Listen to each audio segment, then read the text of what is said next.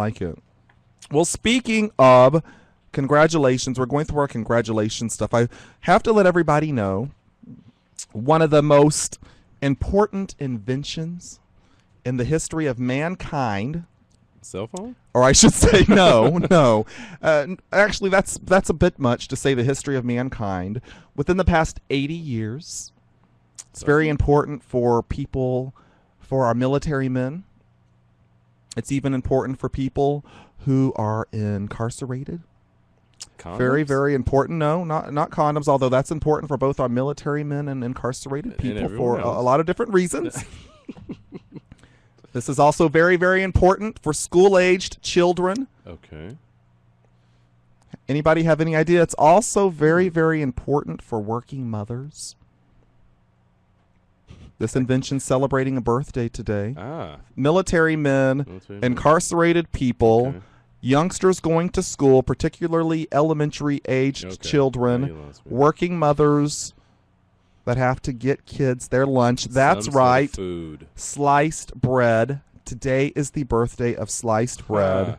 This is true. This is true. It was first sold in 1928. Advertised as the greatest forward step in the baking industry since bread was wrapped. This is true. You can look this up online. Bread's Happy birthday. A lot of props for years, man. Since bread been wrapped, since bread's been sliced, they get a lot of pub at yeast. Exactly. Now, I was so proud that I used the word cephalopod correctly 3 times now. I'm going to butcher this name. The first commercial use of the machine to slice bread was by the Chillicothe Baking Company of Chillicothe, Missouri. All my fans out in Chillicothe, Missouri, our fans, sorry if I'm butchering this, call us. Raise the slice of bread. Exactly. I should have got like a slice of bread on a stick.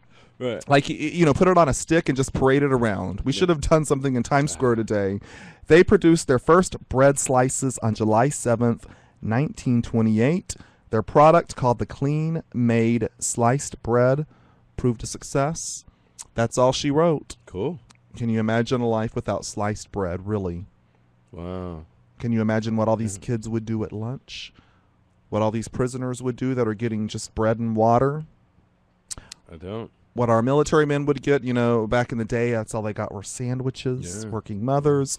So we thank the Chillicothe Baking Company for thinking forward and seeing that wrapped loaf of bread and thinking, if I put a knife, I cut that. What happened before they actually sliced it? Would they just pick up the whole piece of bread or just rip it apart? I mean, what were they doing? We thank you for that. We thank you for that. Speaking of prisoners now, you know, it's been a week. It's been a week, which means I've got to do this at the first show back. Somebody is going in the dungeon. Good. Now, the bread that we have down there might not be as good as the bread from Chillicothe, Missouri, that comes fresh off the slicing machine.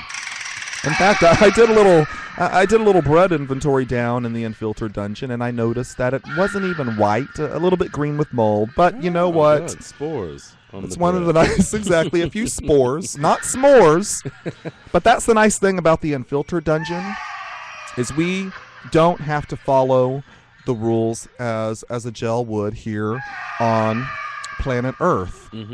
It's our own gel. We make up our rules. Exactly. We make up our own rules. Nobody's coming in and saying that you are to give people healthy bread. So ours is spores infested. Let the punishment fit the crime. Why not? Absolutely. And I can think of no, you know, so many people go down to the dungeon. We've even thrown institutions down there, the IRS, a couple of, you know, countries that misbehaved.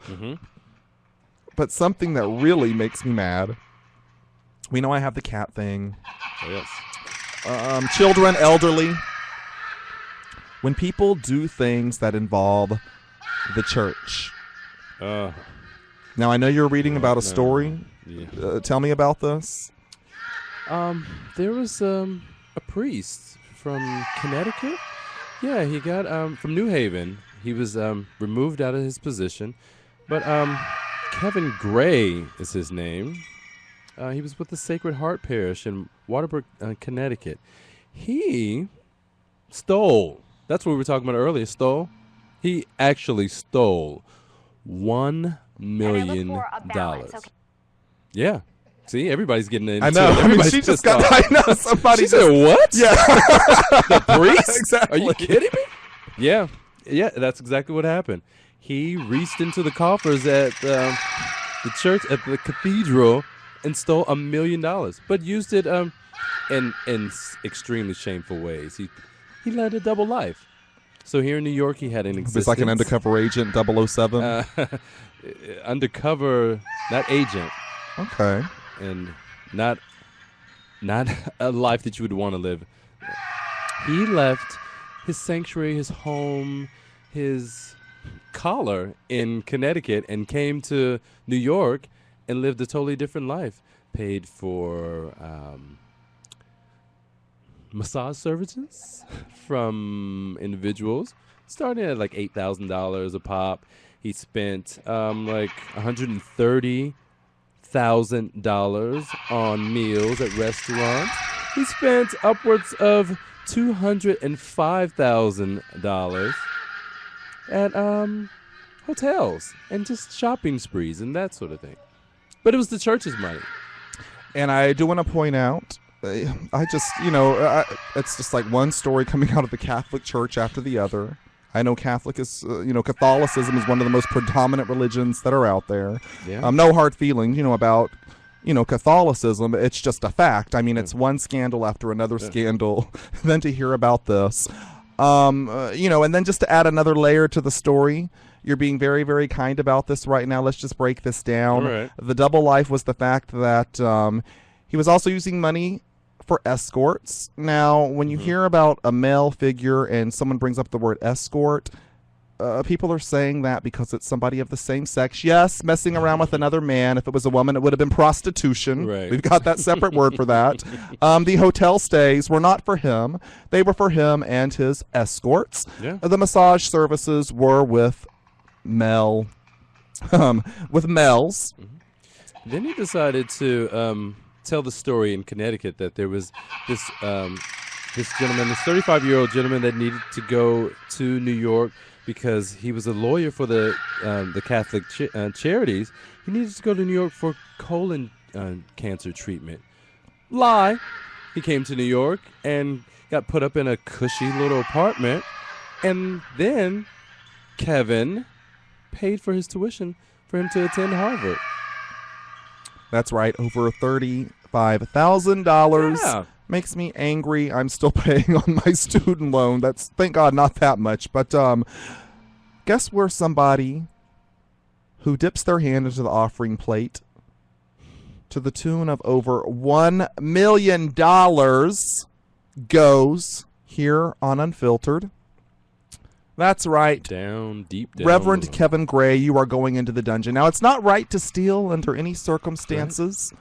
However, that being said, and I think most people would agree, when you actually go into a church and you take money from people, it's just a different level, isn't it? That are donating, for their spirituality and expecting programs to be going on, that's really, really bad. It's different than going into Walmart and stealing some eggs because you have hungry mouths to feed and your unemployment benefits have stopped. Reverend Gray, you're going down into the dungeon. We've got bread down there, but it's not like the bread we talked about. You'll be escorted down there, but not in the way in which you've become accustomed to. Exactly. I hope that you stole a whole lot of those bread wafers for communion. Oh, the way. Hopefully you stole all the wafers, Reverend Gray, while you were, pilfering the millions of dollars, because that's probably going to be the best meal that you would have. Are you kidding me? He was eating at Tavern on the Green. He didn't take any of those wafers. That's right. Eating at places like Tavern on the Green, for anybody that doesn't know, a very, very expensive restaurant here in New York City. I believe a piece of steak is like $75. Right. Reverend Gray, you're in the dungeon. No steak there. Hope you enjoyed your time. See you, Padre. Here.